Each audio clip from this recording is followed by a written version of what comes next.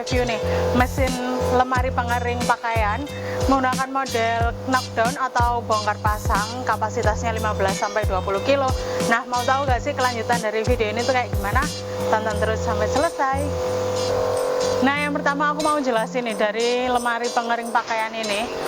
Ini tuh lemarinya, sedangkan di sebelah sini itu mesin blowernya.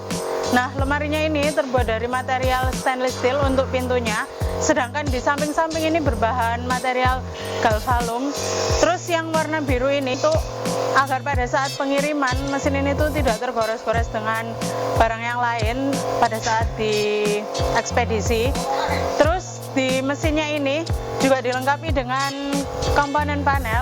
Yang pertama itu ada tombol power untuk menyalakan dan mematikan mesin. Terus yang kedua ada termokontrol. Ini untuk mengatur suhu yang ditentukan. Setelah itu yang ketiga di sini tuh ada timer. Ini untuk mengatur waktu. Nah, di bagian pintu dari mesin ini tuh juga dilengkapi dengan kunci kayak gini. Sekarang kita coba lihat bagian dalam yuk.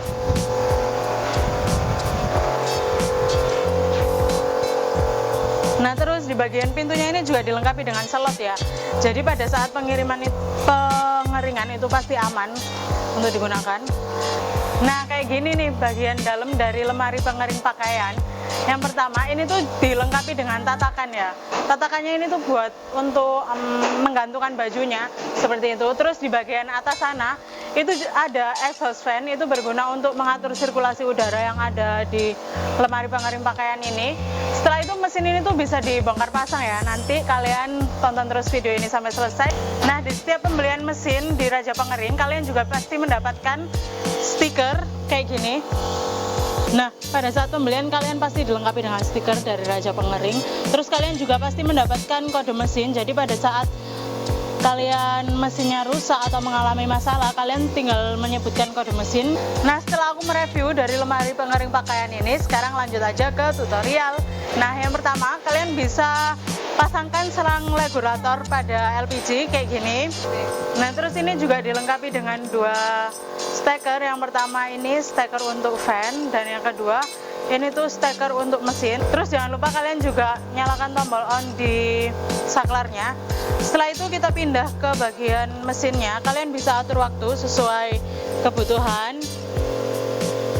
Terus kalian juga bisa atur suhunya sesuai kebutuhan aja.